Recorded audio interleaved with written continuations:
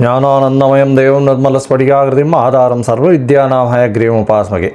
நேயர்கள் அனைவருக்கும் astro KS ஐயங்காரின் பணிவான நமஸ்காரங்கள். அஸ்ட்ரோ டிவி நேயர்களுக்கு அஸ்ட்ரோ கேஎஸ் ஐயங்காரின் பணிவான நமஸ்காரங்கள். வார பலன் 12/8/2024 18/8/2024 வரை உண்டான வாரத்திற்கு என்னென்ன பலன் அப்படின்றத பார்ப்போம். அதற்கு முன்னாடி இந்த வாரத்தினுடைய கோல்சாரம் என்ன அப்படின்றத பார்ப்போம். அதற்கு பிறகு இந்த வாரத்தில் வரும் விசேஷ நாட்கள், இந்த வாரத்தில் எந்தெந்த ராசிக்காரர்களுக்கு சந்திராஷ்டிரமம் இருக்குது, இந்த 3 விஷயத்தையும் பார்க்கலாம். முதல்ல இந்த வாரத்தினுடைய கோல்சாரம் என்ன அப்படின்னு பார்க்கும்போது, காலபுருஷ தத்துவத்தின் 2வது ராசியான ரிஷப ராசியில் செவ்வாயும் குருவும் இருக்கா.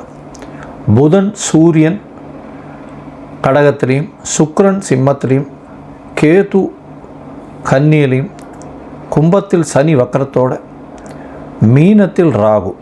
இந்த வாரம் மாற்றங்கள் என்னென்ன அப்படின்னு பார்க்கும்போது, சூரியன் 17ஆம் தேதி காலை ஒரு 6:15 மணிக்கு கடகத்திலிருந்து சிம்மத்துக்கு போகிறார். அதாவது ஆவணி மாதம் பிறகுறது.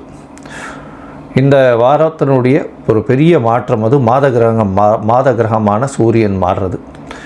இந்த வாரத்தில் பார்த்தடையானால் சந்திர பகவான் சுவாதி நட்சத்திரம், அதாவது இந்த வாரம் ஆரம்பிக்கும்போது துலா ராசியிலிருந்து ஸ்ரவண நட்சத்திரம் வரலும் போகிறார், மகர ராசி வரலும் போகிறார். அதாவது சுவாதி அப்படின்னு சொல்லக்கூடிய துலா ராசியிலிருந்து துலாம், விருச்சிகம், தனுசு, மகரம் 4 ராசிக்கு போகிறார் இந்த வாரம். இந்த வாரத்தில் வரக்கூடிய விசேஷ நாட்கள்னு பார்த்தேன்னா 12ஆம் தேதி அன்றைக்கே திரிதினஸ்பிரிகு அப்படின்னு போட்டிருக்கோம். அப்படின்னா ஒரு நட்சத்திரமோ ஒரு திதியோ, அதாவது 3 நாட்கள் அது வறுமையானால் அது திரிதினஸ்பிரிகு அப்படின்னு சொல்லக்கூடியது. ஒரே நட்சத்திரம், ஒரே தீதி, ஒரே யோகம், அந்த மாதிரி வந்ததேயானால் இந்த மாதிரி திரிதினஸ்பிரிக்குன்னு சொல்லக்கூடியது. இன்றைக்கி பார்த்தாலேயானால் சுவாதி நட்சத்திரம் கிட்டத்தட்ட ஒரு 1.25 நாழிகை இருக்கும். அது 10ஆம் தேதி அன்னைக்கு, அதாவது 11ஆம் தேதி அன்னைக்கு அதிகாலை, அதாவது சூரிய உதயத்திற்கு முன்னாடினா 10ஆம் தேதி கணக்கு வரும் தமிழில். சூரிய உதயம் டு சூரிய உதயம் தானே, அதனால் முந்தின நாள் வரும். அதற்கப்புறம் 11ஆம் தேதி அன்னைக்கு சூரியன் உதிச்சதுக்கப்புறம் 60 நாழிகை சுவாதி நட்சத்திரம். அதுக்கப்புறம் இன்றைக்கி ஒரு 12ஆம் தேதி அன்றைக்கி ஒரு 1.25 நாழிகை இருக்கிறதுனால திரிதினஸ்பிரிக்குன்னு சொல்லக்கூடியது. 3 நாட்கள் ஒரே நட்சத்திரம் வர்றதுனால இது சொல்கிறது. இதனால் என்ன அப்படின்னா, இது என்ன ஒரு நல்ல விஷயம் பண்ணுறதுக்கு இந்த நாட்களை தவிர்க்கிறது ரொம்பவும் நல்லது. அதாவது நல்ல விஷயம்னா வீட்டில் ஏதாவது விசேஷங்கள் கொண்டாடணும்னா அதை தவிர்க்கிறது நல்லது. சரி, இந்த வாரம் பார்த்தீங்கன்னா 15ஆம் தேதி, அதாவது 15/8/2024 அன்னைக்கு ஸ்மார்த்த ஏகாதசி. ஸ்மார்த்த ஏகாதசினா என்ன அப்படின்னு பார்த்தோம்னா, தசமி கார்த்தால் ஒரு 2 நாழிகையோ இல்லை 7 நாழிகை 10 நாழிகை வரலும் இருக்கும். அதற்கு பிறகு ஏகாதசி வரும். இது ஸ்மார்த்த ஏகாதசின்னு சொல்லக்கூடியது. வைஷ்ணவ ஏகாதசி அடுத்த நாள் வருது. வைஷ்ணவ ஏகாதசியில் என்னென்னா, பொழுது விடியும் பொழுதே ஏகாதசியில் விடியணும். அப்படி இருக்கும்போது 1 நாழிகையோ 2 நாழிகையோ இருந்தால் கூட பரவாயில்ல. ஆனால் அந்த ஏகாதசி வைஷ்ணவ ஏகாதசின்னு சொல்கிறான். அதனால் இன்றைக்கி 15ஆம் தேதி ஸ்மார்த்த ஏகாதசியாகவும் 16ஆம் தேதி வைணவ ஏகாதசியாகவும் கொண்டாடப்படுகிறது. இந்த வைணவ ஏகாதசி ஸ்மார்த்த ஏகாதசி ரெண்டுமே உபவாசம் இருப்பாள். இல்லைன்னா இந்த நொய் இல்லைன்னா உடைச்ச அரிசி வச்சு இது பண்ணி சாப்பிடுவா. உப்புமா அந்த மாதிரி சொஜ்ஜி பண்ணி சாப்பிடக்கூடியது. அதாவது உப்பு சேர்க்க மாட்டா, சொஜ்ஜி பண்ணி சாப்பிடுவா. இப்போ சகஸ்ரநாமம் சொல்கிறது, பெருமாளுக்கு ஆராதனை பண்ணுறது, இந்த மாதிரியான விஷயங்கள்லேயே அன்றைக்கி ஏகாதசி மொத்தம் இது பண்ணுவாள். இது வைணவர்களுக்கு மிகவும் ஏற்றமான விஷயமாக சொல்லக்கூடியது. இந்த வாரம் பார்த்தோன்னா 17/8/2024 அன்றைக்கி சனி பிரதோஷம். பிரதோஷ காலம்ன்றது மிகவும் முக்கியமான விஷயம். அதை தவிர இன்றைக்கி இந்த 17ஆம் தேதி சனிக்கிழமை கார்த்தால் ஒரு 6:15 மணிக்கு சூரிய பகவான் ஆவணி மாதம், அதாவது சிம்ம ராசியில் வர்றது பெரிய விசேஷம். அன்றைக்கி சனி பிரதோஷம் வேறு, அதுவும் பெரிய ஏற்றம் கொடுக்கக்கூடிய நாள். அதாவது பிரதோஷத்திற்கு வேண்டிக் கொள்ளும் எல்லா விஷயங்களும், எல்லாவித தோஷங்களும் போகக்கூடியது, எல்லாவித கஷ்டங்களும் தீர்க்கக்கூடிய நாள்னு சொல்லக்கூடியது. அதுவும் சனி பிரதோஷம் மிகவும் விசேஷமான ஒன்று. அதுவும் அதாவது சனி பிரதோஷம் சாயந்தரம் 5:45 6:15 வரலும் உண்டான அந்த தீபாராதனை பார்க்குறது சிவன் கோயிலெல்லாம் பெரிய விசேஷமாக இருக்கக்கூடிய காலகட்டமாக அமையும். மிகவும் விசேஷமான நாள். அதற்கு பிறகு 18ஆம் தேதி ஞாயிற்றுக்கிழமை பார்த்தோம்னா ஸ்ரவண நட்சத்திரம், திருவோணம், அதாவது ஸ்ரவண விரதம் வருது. அன்றைக்கி ஸ்ரவண விரதம், அதாவது உத்திராட நட்சத்திரமும் இருக்குது, ஒரு 10 நாழிகை. அதற்கு பிறகு ஸ்ரவண நட்சத்திரம் வருது. ஸ்ரவண விரதம் வேறு வருது அன்றைக்கி. அதனால் திருவோண விரதம் வந்து வைணவர்களில் ரொம்ப பிரசித்தி. அவர்கள் வந்து திருவோணத்திற்கு விரதம் இருப்பார்கள். திரு என்ற அடைமொழி கொண்ட 2 நட்சத்திரங்கள், ஒன்று திரு ஆதிரை, மற்றொன்று திரு ஓணம். இந்த 2த்துக்கு தான் வந்து ப்ரிஃபிக்ஸ் வந்து திருன்னு ஒரு உயர்ந்த நட்சத்திரமாக சொல்லக்கூடியது. அதனால் திருவோணத்திற்கு உபவாசம் இருக்கிறது பெரிய விசேஷம். பெருமாளுக்கு நல்ல ஒரு பெரிய ஏற்றம், கைங்கரியம்னு சொல்லக்கூடியது. சரி, இந்த வாரம் எந்தெந்த ராசிக்காரர்களுக்கு சந்திராஷ்டமம்னு பார்த்தோம்னால் மீனம், மேஷம், ரிஷபம், மிதுனம், இந்த 4 ராசிக்காரர்களுக்கும் சந்திராஷ்டமம்னா உங்களுடைய ராசிக்கு 8ஆம் இடத்துல சந்திர பகவான் போகிறது சந்திராஷ்டமம்னு சொல்கிறோம். மதிகாரகன் மயங்கி நிற்க, அதாவது மயங்கக்கூடிய காலம். வேண்டாம், 8ஆம் இடத்துல மறைஞ்சி இருக்கக்கூடிய காலகட்டத்தில் எந்த ஒரு விஷயங்களும் தவறான செயல்களில் ஈடுபடக்கூடிய வாய்ப்பு உண்டு. அதாவது செய்யக்கூடிய செயல்கள் தவறாக போகக்கூடிய வாய்ப்புகள் மிகவும் அதிகம். மயங்கக்கூடிய காலகட்டம். அதனால் புதிய முயற்சி வேண்டாம், வெளியூர் வெளிமாநிலம் பிரயாணம் வேண்டாம், யாருக்கும் ஜாமீன் கையெழுத்து போடாதீங்க, பொறுமையாக இருக்கிறது நல்லது. இந்த வாரம் பார்த்தோம்னா ஒரு ராசிக்கும் என்னென்ன பலன் அப்படின்னு பார்ப்போம். மேஷம் முதல் மீனம் வரை. அதற்கு முன்னாடி உங்களுடைய அதாவது இந்த யூடியூப் சேனலில் பார்த்தோம்னா என்னுடைய மொபைல் நம்பர் கீழே ஸ்க்ராலிங்கில் வந்துன்னு இருக்கும். உங்களுக்கு அஸ்ட்ராலாஜிக்கல் கன்சல்ட், அதாவது ஜாதகத்தின் வழியாக ஏதாவது தெரிஞ்சு கொள்ளணும் அப்படின்னு பார்த்தீங்களேனால் உங்களுடைய date, time, place of birth, உங்களுடைய பெயர், உங்கள் தாய் தகப்பனார் பெயர் அனுப்புங்க. முதல்ல சந்தி இருக்கான்னு பார்க்கணும். ராசி சந்தி, நட்சத்திர சந்தி, லக்ன சந்தி இதெல்லாம் இருக்கான்றதை பார்க்கணும். எனக்கு தெரிஞ்சு நிறைய பேருக்கு வந்து 40 வயசு 45 வயசில் வந்து இன்னும் அவள் நட்சத்திரமே சரியாக தெரியாமல், ராசியும் தெரியாமல் நிறைய பேர் இருக்கா.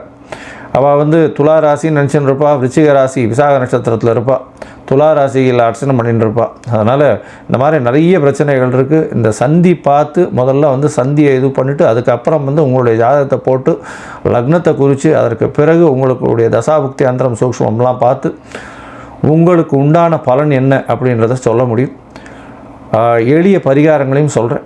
அதற்கு உண்டான கட்டணம் என்னன்றதும் சொல்கிறேன். அதை நீங்கள் போட்டுவிட்டு அதுக்கு உண்டான யூடிஆர் நம்பரும் நீங்கள் ஷேர் பண்ணுங்க. உங்களுக்குன்னு அப்பாயின்மெண்ட் தரேன். சரி, இப்போ மேஷம் முதல் மீனம் வரை 12/8/2024 18/8/2024 வரை உண்டான பலன்களை இப்போ பார்க்கலாம். துலாம், சித்திரை, சுவாதி, விசாகம் இந்த 3 நட்சத்திரம் 9 பாதங்களை கொண்ட ராசி. ராசியின் அதிபதினு சொல்லக்கூடிய சுக்கிர பகவான் ராசிக்கு 11ஆம் இடத்துல இருக்கிறது விசேஷம். நீங்கள் நினைத்த காரியங்கள் வெற்றிகரமாக முடியக்கூடிய காலகட்டமாக அமைய போகிறது. உங்களுடைய ராசிக்கு பார்த்தீங்கன்னா 11ஆம் இடத்துல சூரிய பகவான் இந்த வார கடைசியிலே வந்துடுறார். 17ஆம் தேதி அன்றைக்கி பார்த்தீங்கன்னா ஆவணி மாதம் பிறகுறது. இந்த வார கடைசியில் சூரியனும் சுக்கிரனும் சேர்ந்து 11ஆம் இடத்துல இருக்கிறதால நீங்கள் நினைத்தது எல்லாமே வெற்றியை கொடுக்கக்கூடிய காலகட்டமாக அமைய போகிறது. இந்த வாரம் பார்த்தீங்கன்னா உங்களுடைய ராசிக்கு 5ஆம் இடத்துல இருக்கக்கூடிய சனி பகவான் வக்ரகதியில் இருக்கார். அதனால் உங்களுக்கு ஒரு பெரிய ஏற்றம் கிடைக்கும். அதாவது உங்களுடைய புகழ், அந்தஸ்து, கௌரவத்திற்கெல்லாம் சற்று கலங்கம் வந்தாலும் அது நிச்சயமாக ஒரு நல்ல ஏற்றத்தை கொடுக்கக்கூடிய காலகட்டமாக அமைய போகிறது. உங்களுக்கு புதிய பதவி புகழ் வரக்கூடிய வாய்ப்புகள் நிச்சயமாக இருக்கும். அதாவது ஒரு இடத்துல இறங்கிற மாதிரி இருந்தாலும் அடுத்த இடத்துல ஒரு நல்ல ஏற்றம் கிடைக்கும். உங்களுடைய ராசிக்கு பார்த்தீங்கன்னா 6ஆம் இடத்துல இருக்கக்கூடிய ராகு பகவான், 6ஆம் இடத்துல ராகு பகவான் இருக்கிறதுனால எதிரிகள் அற்ற நிலை இருக்கக்கூடிய காலகட்டமாக அமைய போகிறது. எதிரிகள் அற்ற நிலை இருக்கிறது அப்படின்னா எல்லா விதமான போட்டிகளிலும் வெற்றி பெறக்கூடிய வாய்ப்புகள் உண்டு. போட்டிகளிலும் சரி, படிக்கக்கூடிய மாணவர்கள் போட்டித் தேர்விலையும் வெற்றி பெறக்கூடிய வாய்ப்புகள் நிச்சயமாக உண்டு.